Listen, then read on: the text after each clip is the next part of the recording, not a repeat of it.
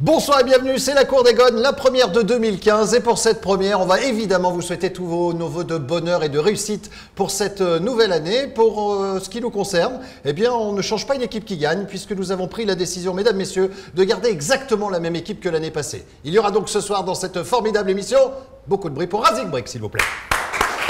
Bonsoir Razik et bienvenue. Bonne année Razik. Nerveux et surtout la santé, c'est le plus important. Parce que la santé, c'est important. On vous dit tout le temps, ça, bon sang. Ça rentre un peu. Il y aura également Nicolas Pudebois, mesdames, messieurs. On y va. Tous mes vœux de bonheur, bonne année, bonne santé, parce que la santé... C'est important. Évidemment. Et puis, il ouvre le bal de cette année 2015. Il fait partie de nos chouchous, on l'aime beaucoup. Faites beaucoup de bruit pour Anto Lopez.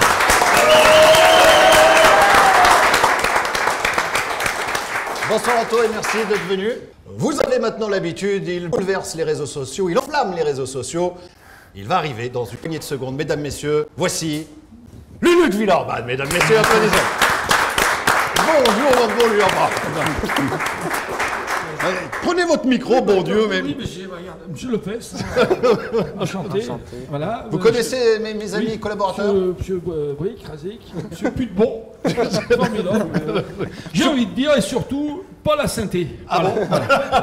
Oui, bah c'est la première vanne de l'année de Lulu. Elle est pourrie, mais c'est normal. Non, c'est bien. Alors, ces fêtes de fin d'année à base de cardons, de gratons, de rosettes, de peau lyonnais, de bugnes. Oui, tout ça.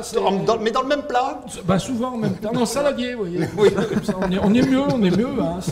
Vous étiez à la Vogue également? Oui, je suis allé à la Vogue, mon Dieu. J'ai fait le Grand 8. Bon, Juninho, le Grand 8. Eh oui, forcément. Formidable. Bon, le portrait de Lulu de Villeurbanne, le premier de cette année 2015. Bienvenue tout le monde, c'est la Cour des Gones. C'est maintenant. Alors, Anthony Lopez, c'est qui? C'est quoi? Bon, c'est un jeune qui est né il y a 8862 jours, soit 24 ans, 3 mois et 4 jours. Bon, ça c'est pour la rigolade. On s'en fout complètement. Complètement. On y fait le calcul sur des sites internet américains, vous voyez. Bon, bah, il est né en fait pendant la première guerre du Golfe. Ah. Voilà, peut-être son côté guerrier comme ça. C'est bon, voilà. Il est né le 1er octobre 1990 à la frontière. À quelle frontière? Ben bien sûr, c'est avant le No Man's Land, vous voyez. Vous savez, les mines de charbon, vous savez, quand on prend l'A47 et qu'on arrive, on croit toujours qu'on est dans Retour vers le futur et qu'on a voyagé dans le temps. Bon, mais non, il est né le gars aux portes du désespoir, à Givors, chez les communistes, bon Dieu, voilà. Alors, ville ou canal, ça, lui seul nous le dira. Hein. Mais bon, Bichette, toute cette enfance entre l'enfer et le paradis. Oui, parce que Givors, c'est le purgatoire quand même. Hein. Oh, bonté divine, cette purge. Oh là là. Ah bah tiens, devine. Bon, bref, le gamin, pas con, toujours vif comme dans ses buts. Bah, déjà à 6 ans, il a franchi le rideau de fer. Et il commence le football à Saint-Genis-Laval. Bon, jusqu'en 2000. Bon. Puis après, il a poussé la porte de l'Olympique Lyonnais. Il a gravé tous les échelons jusqu'à devenir le titulaire indiscutable en équipe Fagnon. Et moi, je dis chapeau bas. Parce que gardien à l'OL, hein, il passe après des légendes. Bon, bien sûr, M. Pudebon. Une légende, hein, bien sûr. Vous êtes sûr de ça? Si, c'est une légende. Attention, attends. Mais pas que, parce qu'il y a eu aussi, pas que uniquement, hein, parce qu'il y a eu, regardez, Marcel Aubourg, Yves Chauveau, Gilles de Rocco, Slobodan Topolovic, hein, Gilles Rousset, Pascal Olmeta, Greg Coupet, Hugo Lloris, François Lemasson.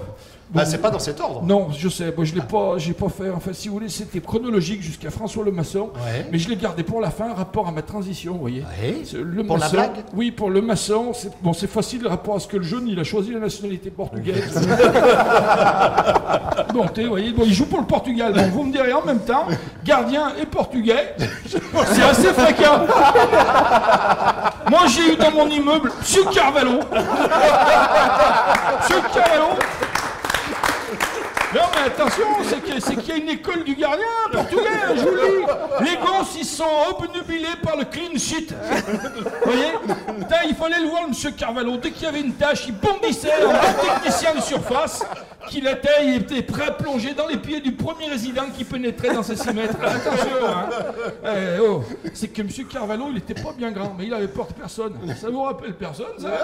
Bien sûr, bien sûr. Bon, alors quand je vois mon Gun Lopez dans ses cages, il me colle des frissons, c'est une teigne, c'est un gagneur, il lâchait jamais rien. Non. Et surtout, on dirait qu'il est monté sur ressort, bon Dieu, le nombre de matchs qu'il a sauvés. Bon, en même temps, il a une défense qui lui laisse souvent l'occasion de se mettre en valeur. Bon, c'est du grand gardien, du très grand. Bon, pas par la taille, hein, bien sûr. Hein, c'est bien, on n'a pas besoin. Maintenant, il y a une mode des gringognants dans les cages, mon Dieu. Mais lui, il n'a pas besoin. Un bon gardien, c'est un gardien qui rate des buts, puis voilà.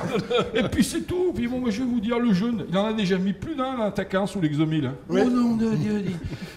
C'est un mur. Sauf que là, le mur, il vous saute dessus. Alors, après les buts d'anthologie, il a inventé les arrêts d'Anto Lopez. Voilà. Voilà, c'est comme les buts, mais avec les mains, vous voyez. Alors, Anto Lopez, bien entendu, bienvenue dans la cour des Gones, ou bien Anthony Lopez, bienvenue dans la cour des Gones. Muito obrigado, en vous remerciant. Bravo, Lulu. Applaudissements. Lulu de Villeurbanne, qu'on retrouvera dans une bonne vingtaine de minutes, qui viendra nous faire la synthèse de cette émission, si vous la découvrez. Lulu de Villeurbanne, il fait le portrait et à la fin, eh bien, il fait la synthèse de tout ce qu'il a entendu durant l'émission. Allez, on va démarrer par la première interrogation. Je vous le rappelle, on revient très largement sur la rencontre d'hier soir. Lens recevait l'Olympique Lyonnais. L'Olympique Lyonnais s'est qualifié pour les 16e de finale de la Coupe de France. On a parlé de cette petite trouille qu'on a eue en début d'émission avec Anto Lopez. Je lui ai posé la question. Je vais me retourner maintenant vers mes camarades de jeu olympiqueetlyonnais.com. Messieurs, est-ce que vous étiez plutôt serein ou est-ce que, comme Anto, au final, il y avait de quoi être inquiet? Je laisse la parole à Nicolas Pudebois. Bah écoute, si tu vois le dernier quart d'heure, il y a plutôt de quoi être inquiet parce que quand on voit Marseille, le match qu'ils ont fait, se faire éliminer, enfin rejoindre puis éliminer. C'est exact. Nous, on a réussi à ne pas le faire. Je pense qu'on a très bien maîtrisé la rencontre pendant une heure et quart. Et puis le dernier quart d'heure, on a été un peu moins bien. Est-ce que c'est pas une petite faute également, camarade Nico, que de ne pas se mettre à l'abri lorsqu'on a le sentiment de pouvoir en mettre 5 ou 6? Pour moi, il y a 2 tournants dans le match. Il y a le premier, c'est l'arrêt d'Anto à 1-0. Et quel arrêt? D'ailleurs, je suis ravi qu'on le reçoive. Tu voulais le féliciter? Voilà, le féliciter, puis qu'on puisse le recevoir. Voilà, c'est quelqu'un que j'aime beaucoup. Et, ce qu'il fait, c'est très bien. Au-delà du fait que ce soit un gardien, c'est un très bon gardien. Oui, il ne peut pas saquer Rémi Vercout. Ah oui, c'est vrai que t'as Non, mais voilà, au-delà de ça, 2 tournants dans le match. L'arrêt d'Anto, qui nous permet de rester 1-0 et de faire la différence. Et ensuite de mener 2 et 3-0. Et puis après, je pense qu'on s'est rendu le match un peu facile. Ce qu'on n'a pas fait à Bordeaux. À Bordeaux, on est resté très sérieux, très concentré et on a mis les 5 buts qu'il fallait. Là, on n'a pas su appuyer sur, on n'a pas su appuyer sur la tête des Lensois. Et le deuxième tournant pour moi, c'est l'erreur de Maxime Gonalon, malheureusement, qui avait fait pour moi un bon match, mais qui fait une erreur de débutant qui doit accompagner. Il y a Anto qui ferme l'angle. Maxime doit l'accompagner et ne doit pas faire ce geste pour essayer d'attraper le ballon. Et voilà, donc du coup, c'est ce qui nous met en difficulté, c'est ce qui relance les Lensois et c'est ce qui leur permet de ressortir la tête de l'eau et de nous mettre la pression sur des quart d'heure. Razik. Je dirais pas seulement. Pour moi, le relâchement, il est collectif, justement. C'est-à-dire que Lyon démarre bien collectivement, joue bien, 1 but, 2 buts, etc. Et derrière, on se dit, match facile. On se dit, voilà, on va prendre du plaisir, on va se régaler. D'ailleurs, on s'est eu au téléphone et on s'est dit, voilà, pour que tu m'appelles pendant un match, on va leur mettre une valise. C'est vraiment que derrière, je te dis, tranquille, on est à l'aise, on va passer une belle après-midi. Et finalement, non, justement, il y a eu ce relâchement. Et le relâchement, pour moi, il est plutôt collectif. Effectivement, il y a cette erreur de Max. Voilà, mais finalement, c'est un petit détail. Si on prend pas le but, Razik, on reste à 3-0. Pas tous en même temps. Si on fait pas s'il n'y a pas le pénalty, on reste à 3-0 et tu restes à 3-0 jusqu'à la fin du match. Oui, là, tu leur redonnes un second souffle. Non, parce que tu leur donnes la possibilité de revenir. Pour moi, collectivement, l'OL n'a pas été en capacité justement de mettre ce 4e but qui aurait pu mettre l'équipe à l'abri. En fait, est-ce que tu es d'accord? Alors attendez. On a été en capacité, on l'a pas fait. Alors on l'a pas fait. Est-ce nos occasions? Est-ce qu'on n'a pas été en capacité ou est-ce qu'on a manqué de réalisme? Et est-ce que peut-être on n'a plus respecté cette équipe de Lens et au final ils sont revenus? Moi je suis assez d'accord avec les deux. Non, c'est. En fait, il est suisse, il n'est pas portugais. Non, c'est. Voilà, je pense qu'on aurait pu largement se mettre à l'abri bien avant. On a les opportunités pour en mettre 4, 5, voire peut-être 6, sans en abuser. Mais voilà, après, voilà, c'est sûr que le penalty relance un peu aussi les choses. En étant derrière, je vois à peu près ce qui se passe. Donc voilà, je ne sais pas s'il y a eu un gros relâchement ou pas. Mais voilà, voilà, toi, dans tes cas, tu étais un petit peu énervé Oui, remonter. énervé parce que contre une équipe à notre portée, voilà, on maîtrisait notre sujet vrai, assez largement. On se devait de finir ce match avec beaucoup plus de buts inscrits et surtout n'en avoir encaissé aucun. Alors, Justement, par rapport à ça, allez, après on passera à autre chose, voilà, Nicolas. moi je trouve que c'est très bien qu'on ait pris ces 2 buts quelque part. Petite piqûre de rappel. Après le 5-0 contre Bordeaux, écraser Lens, ça aurait peut-être été un peu trop. Ça nous permet de garder les pieds bien ancrés dans le sol. Et dommage pour Anto parce qu'on sait que les gardiens n'aiment pas prendre de buts. Mais je pense que ça va faire du bien à tout le monde. Alors, on l'a dit et répété, hein, pendant 1 heure, 1 heure et quart, on maîtrise parfaitement la rencontre. Il y a ce dernier quart d'heure qui nous laisse un petit peu sur notre faim parce qu'on ne sait plus trop quoi penser au final, même si voilà, on menait quand même 3-0 à un quart d'heure de la fin. Est-ce que pour vous, c'est anecdotique ce qui s'est passé hier soir? Ou est-ce qu'il faut en prendre bonne note parce que c'est synonyme de choses qui peuvent encore arriver et qui pourraient mettre en péril l'Olympique Lyonnais? Est-ce que c'est une anecdote ou est-ce que c'est un peu plus grave que ça? Anto. Moi, je dis aussi surtout la magie de la Coupe de France. C'était un vrai match de coupe pour le coup. C'était un vrai match de coupe. Le public poussait. On connaît le public lensois qui est assez extraordinaire et on l'a encore vu nous hier. Voilà, après, le but qu'ils ont marqué sur penalty, ça a mis encore plus le feu au stade et ça a permis à leurs joueurs d'y croire jusqu'au bout et ils y ont cru. Alors, est-ce que c'est anecdotique cette histoire ou pas pour toi?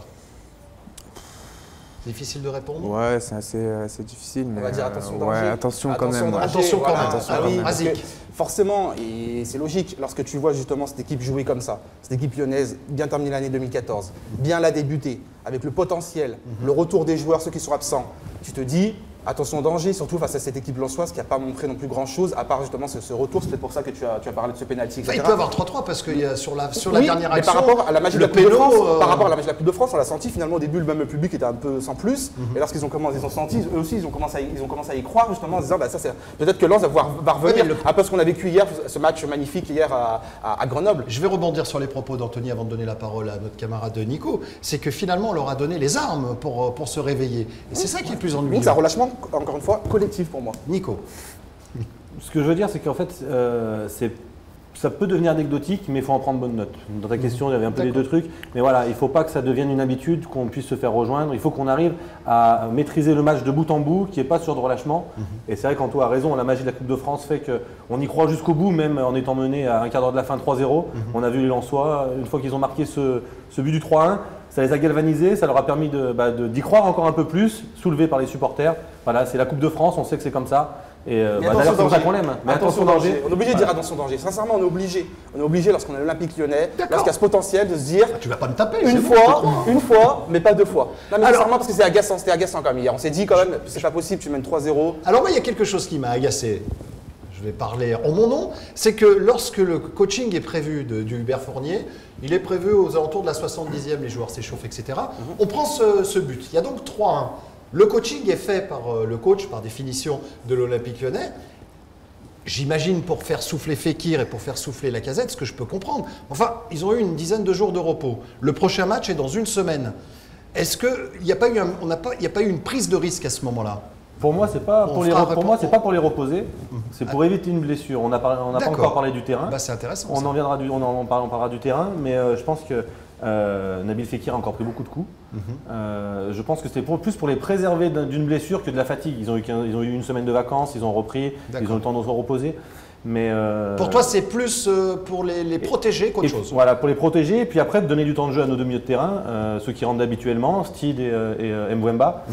Voilà, on sait qu'ils ont l'habitude de rentrer. On a renforcé notre milieu de terrain, donc normalement on aurait dû avoir encore plus de maîtrise, mais c'est là qu'on a, Oui, on a- mais on a notre été un peu milieu de défaillant terrain, à ce moment-là. on a renforcé notre milieu de terrain, mais notre milieu de terrain à ce moment-là était moins efficace, puisqu'on a fait sortir des joueurs, des attaquants, qui n'ont pas peut-être fait le premier rideau. C'est une question. C'est une bonne question, parce qu'on a le rideau habituel, Alexandre Lacazette et Nabil Fekir qui font les efforts pour bien défendre. Les premiers défenseurs sont nos attaquants. Absolument. C'est eux qui contrecarrent un peu l'équipe adverse, et là, nos attaquants le faisaient un peu moins. Alors, Anto, c'est toujours difficile pour un joueur de parler du coaching, etc. Je me mets à ta place et il n'y a pas de piège dans cette émission, évidemment. Mais est-ce qu'à 3-1, faire un coaching alors qu'on n'a plus que 2 buts d'avance, et il reste un quart d'heure, c'est quand même pas la mer à boire, est-ce que pour toi aussi, ça a déstabilisé peut-être un peu l'équipe? Déstabiliser, non, je pense pas. Après, on fait rentrer des joueurs qui sont frais, des joueurs qui méritent aussi d'avoir du temps de jeu. Voilà, après, c'est sûr que quand Alexor et Nabil sort, Ça change un le gros travail qu'ils ont effectué en première partie, en première mi-temps et début de deuxième, au niveau travail défensif, c'était assez remarquable. Je ne sais pas si tout le monde l'a remarqué, mais voilà, après, ils l'ont sorti le temps que les autres rentrent sur le terrain, se mettent directement dans le match. Je pense que c'était aussi compliqué pour eux, surtout qu'ils rentrent et qui marquent ce penalty et que le stade est en ébullition. Et je pense Et puis que c'est surtout aux remplaçants de se mettre Razik. au niveau aussi. C'est ça qui est intéressant. Des fois, Ça il veut faut dire 5-10 minutes pour rentrer dans Ah, le match, voilà, c'est le ça truc, c'est que là, ils rentrent à un moment où les autres sont dans leur meilleure période. Et le temps de gagner du rythme et de se mettre dans le match, bah, ils C'est ont ce que été un disait peu. Razik. Voilà, c'est ce que disait Razik, exactement. Ils ont été un peu Nico est dépassés d'accord par avec ça. moi, c'est bien. Je suis d'accord avec Razik pour une fois. Vous De démarrez. la nouvelle année. Ouais, La c'est nouvelle ça. année. Ça durera pas, hein, rassurez-vous, ils se détestent. Pose une question. C'est un enfer, hein, c'est beau. On va parler justement de l'état du terrain, parce qu'au coup d'envoi de la rencontre, j'ai eu très peur, parce que Lyon, qui a l'habitude de dérouler, faire un jeu de passe léché, etc. Pardon. Tu commences par prendre la tête tout de suite, toi, hein, je t'avertis.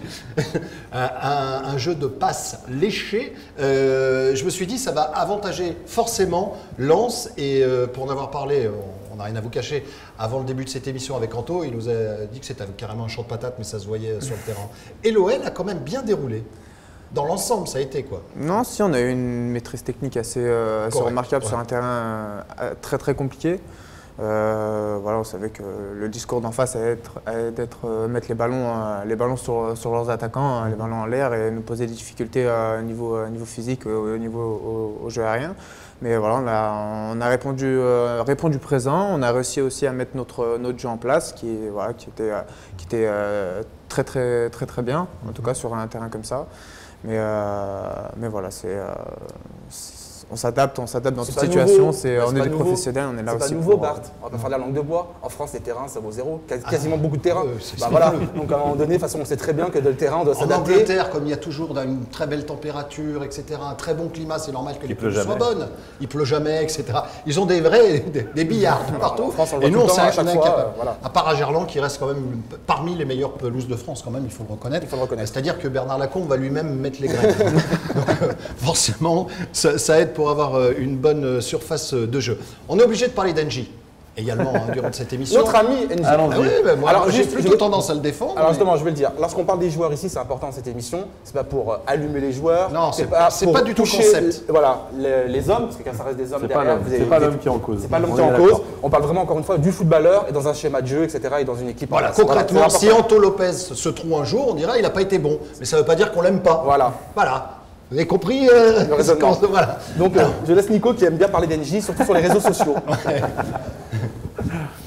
Oui, c'était quoi la question? On parlait Ah, mais de quel- lui, là. pourquoi, Non, mais- pourquoi tu tapes encore sur ce Non, joueur je tape pas sur ce joueur. C'est pas moi qui tapais sur ce joueur. C'est vrai que les J'ai réseaux- rien dit sur ce match-là. Mais, Les réseaux sociaux, faut le dire. Sur les réseaux, il se fait tailler. mais parce que le problème, c'est que plus ça va aller, moins il va être en confiance. Et moins il va être en confiance, moins il va être bon. Donc ça va devenir compliqué. J'espère que la CAN va lui donner un peu de temps de jeu et qu'il va pouvoir avoir un second souffle lui aussi.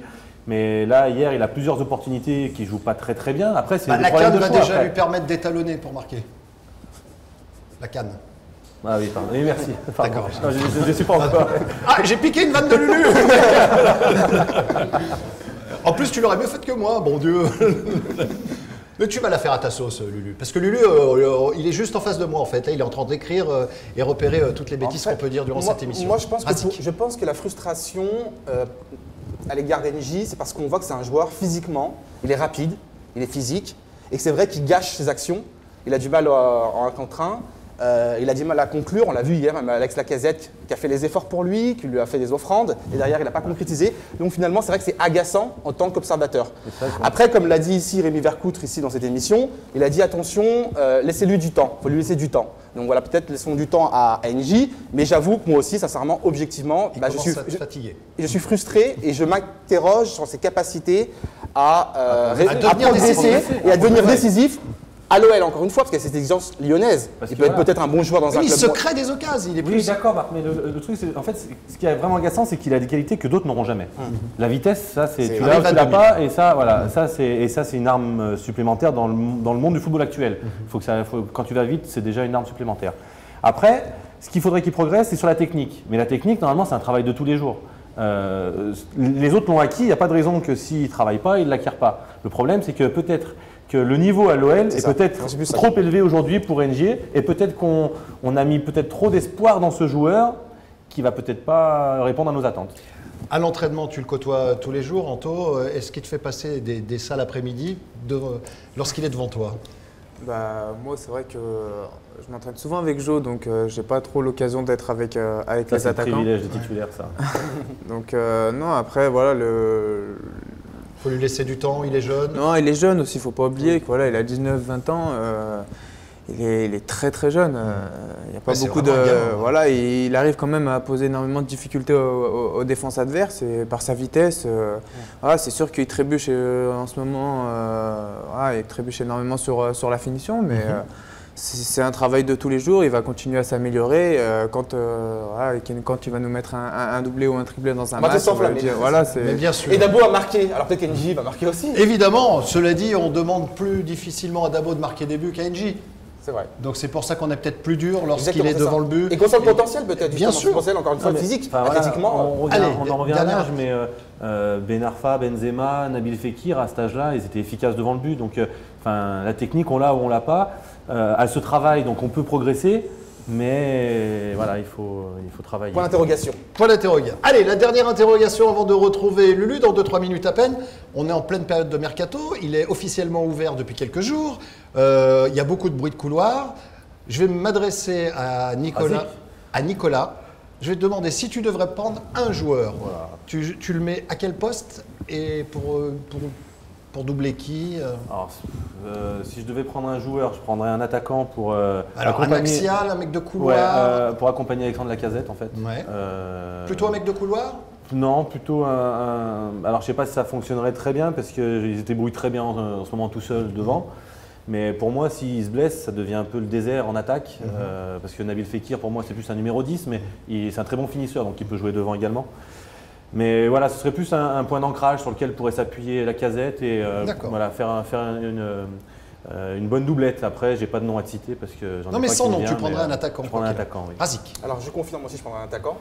T'as des bruits de couloir? Bruit de couloir, Alexandre Lacazette ne va pas partir lors de ce mercato hivernal. Son agent l'a confirmé il y a à peu près 1 heure. David Voilà. Vandelli. Exactement, David, on salue. On salue. Voilà, donc ça c'est bien déjà, c'est une bonne nouvelle. Effectivement, le président Aulas l'avait dit, il l'a répété à maintes reprises. Après, on sait très bien comment ça marche, le mercato, il y a des offres. Les joueurs ont été supervisés en plus. Je suis pas sûr que s'il y a un chèque de 45 millions, il y a beaucoup d'intransférables qui sont tiendra le même discours ici. Bien évidemment, mais le fait d'entendre, et c'est ça qui est important, c'est d'entendre effectivement le club dire on souhaite que le joueur reste, le joueur dire je souhaite rester, absolument, et l'agent, l'entourage, on sait très bien comment ça marche, et l'agent dire le joueur va rester, donc il y a quand même un projet, il y a un projet de carrière en se disant voilà cette année c'est bien pour Alexandre Lacazette de finir la saison à l'Olympique Lyonnais. Au-delà de finir, je pense qu'il y a un vrai projet de stade de stade à Dessines, enfin le stade des Lumières. Ah, ils font un stade là? Il y a un vrai projet par rapport à ça. Le président va. Ils sont en train de construire un… Ah bah, je l'apprends. Je te donnerai le. Ah oui, je veux bien, il y a une carte postale, il y a des trucs comme ça. Et je pense que voilà, ce projet tient à cœur au président et il fera en sorte de garder toutes nos forces vives pour rentrer dans le stade avec une grande équipe. Anto, selon toi, est-ce que Lyon aurait besoin, là aussi c'est très délicat de répondre, aurait besoin d'un petit quelque chose durant ce mercato pour aider le groupe, ou est-ce que ça pourrait au contraire déstabiliser quelque chose qui marche très bien? Parce que jusqu'à preuve du contraire, ça fonctionne. Oui, ça fonctionne. Après, voilà, il y a certains joueurs qui partent à la CAN. On a vu que Mamad hier peut suppléer Henry. Voilà, il y a Momo, un attaquant qui part à la CAN. Clinton, un attaquant qui part à la CAN. Nabil, comme le disait Nico, est plus numéro 10 qu'attaquant, mais peut dépanner aussi. Et c'est vrai que si on fait le tri au niveau de tout ça, il ne reste plus qu'Alex parce que Yacine est blessé et il ne reviendra pas avant un petit mois. Donc c'est trop peu. Disons que si… Qu'est-ce qu'on a comme solution demain? On touche du bois. Si demain Lacazette se blesse, qu'est-ce qu'on a comme cartouche de rechange? C'est compliqué. Après, il y a des jeunes, il y a peut-être Fares Balouli, tout ça. Oui, voilà, mais c'est vrai que c'est léger, on le sait tous. Après, c'est ce que disait aussi Rémi Vercout, c'était intéressant, c'est de se dire, tu prends quelqu'un, mais derrière, voilà, quelqu'un, il faut lui dire à ce joueur-là, c'est temporaire. Parce que quand les autres joueurs vont revenir, tu vois que ça peut créer des soucis. Et que jusqu'à présent, justement, il y a une bonne ambiance et ça marche bien. Parce que pour l'instant, il y a… Ouais, mais après, on sait très bien que c'est du football de haut niveau, qu'il y a la concurrence, tout ça. On est d'accord. Mais il y a aussi un équilibre. Et pour les joueurs, il ne faut pas les déstabiliser aussi. Toi, Donc tu es le c'est- meilleur dans cette émission avec Nico parce que personne ne peut vous prendre votre place. Il y a toujours meilleur, vous savez, Bart. Eh oui. À part Lulu. Ah non, Lulu. D'ailleurs, en parlant de Lulu, mesdames, messieurs, est-ce que vous avez fini, Lulu? Vous n'avez pas fini? Bon, on va monter. On va terminer cette émission avec la synthèse de Lulu de Villeurbanne. Bon, moi, je vais quand même tirer mon chapeau à Mamadou Dabo Carlos. Absolument. Que j'ai bien aimé parce que Non, c'est vrai, il est. j'ai l'habitude de dire que techniquement, c'est pas ça, mais là, hier, il m'a bien, il m'a bien fait plaisir. Il a été bon. Il a été bon, il a bien défendu et en plus, il a marqué. Les deux latéraux Mamadou ont été Dabo Carlos. parfaits. Exact. Parce que gros c'est match, pas grave, il y a des gens qui vont aux toilettes, qui claquent les portes. Il y a même quelqu'un qui a essayé de se garer avec sa voiture, mais ici. C'est étonnant, les gens. Oui, hein. parce que Dabo bon, mais Christophe Jallet aussi. Hein. Très bon, très bon depuis le début de la saison, cela dit. Hein. Lulu, il vous a plu cette émission? Oui, j'ai bien aimé. Ah oui, c'est formidable. Hein. Autant hier, bon, le match, on s'est un peu. Voilà, à la fin. Ah bah oui, bon, le dernier quart d'heure, on va Voilà, dire. donc alors moi j'ai eu, qu'est-ce que j'ai entendu? J'ai eu Coupe de France, serein ou inquiet, M. Pudbeau. Ben, M. Pudbeau, lui, pas con. Ah, ça, on le savait. Ah bah première mi-temps, il n'était pas inquiet du tout. Comme tout le monde un peu. Et un peu, oui, bien sûr. Et après, au dernier quart d'heure, il est inquiet. Comme quoi, il a suivi. C'est ça qui est. Voilà. En même temps, il a dit quand même qu'il y a eu un tournant, c'est l'arrêt d'Anto à 1-0. Non, mais il a raison. Bien sûr. Mais Il a raison. Et quel arrêt? mais comme d'habitude, en même temps, j'ai envie de Oui, dire, c'est vrai. tu peux pas nous faire des trucs un peu plus. Parce que maintenant, on a l'habitude. Faut faire des trucs un peu. Avec des sauts périlleux, des machins. Parce que là, à chaque fois, tu vas chercher des ballons, c'est pas tu vas les chercher. Mais maintenant, faut nous faire des trucs un peu classe. Et tu finis comme ça. Comme à la gym, tu vois. Bon, allez. Alors, donc, qu'est-ce qu'il a dit? Puis il a dit, on n'a pas su appuyer sur la tête des Lensois. C'est il est. Il serait pas méchant. Oui, Il c'est a où ça un te petit savait côté bien ça. teigneux. Alors Razik il dit match facile, on va leur en mettre une valise. Eh ben non, on n'a pas mis une valise, on est reparti avec le sac à dos bien plein. Voilà, un peu chaud au miche. Bon voilà. Alors, et toi tu poses la question. Toi, dans les cages, est-ce que t'étais énervé? C'est comme tu l'as vu sans la rage, le gars. C'est vrai. Quand il rentre sur le terrain, il est que ça. Qui c'est qui vient? Voilà. Faut le tenir, hein. Ouh là là. Bon, attention. Donc c'est la magie de la Coupe de France, bien sûr. Ça nous fait chier la magie. Ouh là là. Moi je préférerais qu'on gagne, hein, carrément. Hein. Alors attention quand même. Bon, faisez pas les malins les gones parce qu'après vous ressemblez à l'Olympique du Sud si vous avez un peu le melon, vous voyez. Parce qu'après quand t'es dis donc, on a gagné 3-0, on s'arrête de jouer, tout ça. Pas bon. Hein. Toi, t'arrêtes jamais de jouer. L'autre faut le retenir. T'as pas vu ce dernier, il lui met un truc, il va marquer des buts, il lui met un élastique, sinon il sort de sa surface pour aller marquer. Bon Dieu, mais qu'est-ce que tu fous? Voilà. Je sens qu'il est comme ça. Quel coaching Lacazette Fekir pour protéger et renforcer le milieu de terrain? Pas le premier rideau, les premiers défenseurs, c'est les attaquants. Donc là, on a fait tous les poncifs du football. Hein, voilà. Donc c'est un truc, si vous avez écouté, ça ne servait à rien. Voilà. Alors après, donc, je vais te poser une question, mais c'est pas une question piège. Est-ce que ton entraîneur, il a fait une connerie? Non, bien sûr. Et lui, il dit, qu'est-ce que... Non, au contraire. Parce qu'il est... Oh là là, il a un instinct. Il a un instinct. Il savait qu'on allait faire 3-2. Bien sûr. Oh là, il est pas con, un chef. Un chef, bien sûr, pas le micro, Hubert Fournier, hein, bien sûr. Alors voilà. Alors, c'est après, non. non, c'est pas de ma faute, c'est ses initiales.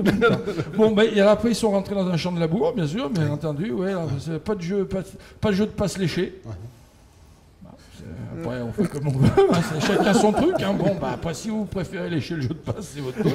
Ah, bien entendu, on passe tout de suite du jeu de passe léché à la lampe de bois. Mais les pelouses sont pourries, d'après Razik, qui en scoop encore une fois. Voilà, donc après, c'est pas pour allumer les joueurs, mais les joueurs, pas l'homme. Ce sera le premier qui se remettra. Oui, alors d'accord, ça c'était votre vanne, vous me l'avez niqué, donc je ne le dis pas, bien Pardon. sûr. Hein, bien sûr. Je suis désolé pour une la fois. vitesse, c'est un acquis. Mais le joueur, c'est dans sa tête. Moi, je vais vous dire, le NJ, vous me le laissez une semaine. Régime alimentaire, déjà. Bugnes et Graton pendant une semaine. Déjà, il va courir un peu moins vite. Ça lui permettra d'arriver moins vite sur le ballon. Et du coup, il pourra ouvrir le plat du pied. Parce que sinon, il arrive comme un dingue, il n'a pas le temps de tirer, mon Dieu. C'est pour ça. Voilà. Mercato, quel poste attaquant pour accompagner Lacazette? Bon, Lacazette, il reste l'argent. Alors, le club, le joueur, ils sont tous d'accord pour qu'il reste. On est le premier jour du mercato. Hein. Il y a déjà, vous avez pas vu Manchester City, tout ça, ils sont là que ça. Mais tout le monde est d'accord. Il y en a, ils marient que ça. Allez, combien? Voilà, là. Oh, Ah, quand même. Tu aimes beaucoup le club hein? Ah oui. Quelle solution si la Casette se blesse? C'est une bonne question, lui. Oui, oui, mais ça non, parce que ça il porte l'œil. Bon, et ça, moi, j'y aime pas. J'ai pas la Casette, tu fais pas le con, gamin. Continue à marquer des buts. Si tu casses quelque chose, c'est les buts d'en face. Voilà, t'emmerdes pas. Bon, ben voilà, je crois que j'ai fini le machin. Il était bien le gun, hein, mon Dieu. Attention, c'est un jeune, attention. Vous maîtrisez l'accent portugais un petit peu ou pas du tout? Pas du tout. Si, quand même, bon, j'ai trop de respect pour ces gens. Les ça travailleurs, vous voyez. Les vrais. Les vrais, c'est toujours pareil. Tu sais, les trucs, il y a pas de héritage, ces machins. Ah ouais, les Portugais. T'es travailleur, oulala, puis attention, comme ça, comment tout perd là. Voilà, ça c'est. Voilà, donc ok, très bien. Applaudissements pour Lulu, mesdames, messieurs. Bravo, Lulu. Bonne année 2015. Ah, il a bien démarré. Bon portrait, bonne synthèse. On va vous donner rendez-vous dès lundi prochain. Nous serons le 12 et on reviendra sur la rencontre entre l'Olympique Lyonnais et Toulouse, puisque l'OL reçoit dimanche à 14h à Gerland l'équipe de Toulouse. Donc c'est normal, on revient sur la rencontre. Merci Nico. Merci beaucoup Razik. Encore une fois, tous mes vœux de bonheur. Et puis Anto, merci d'avoir été le premier invité de cette émission de 2015. Et tu reviens nous voir quand tu veux, camarade. Et tu sais tout le respect qu'on a pour toi, et pour l'homme, et pour le joueur. Merci. Beaucoup de bruit pour Anto, s'il vous plaît.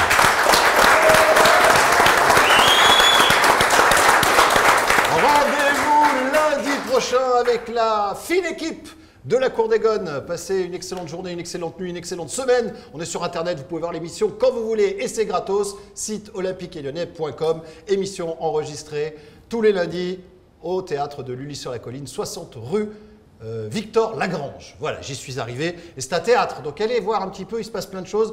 Et vous pourrez découvrir également Lulu de Villeurbanne, mais dans d'autres personnages, parce que son vrai métier, c'est celui de comédien. D'ailleurs, il le prouve à chaque fois qu'il vient dans cette émission. Et n'oubliez jamais. L'Olympique Lyonnais, c'est une formidable raison d'être. C'est pas mal.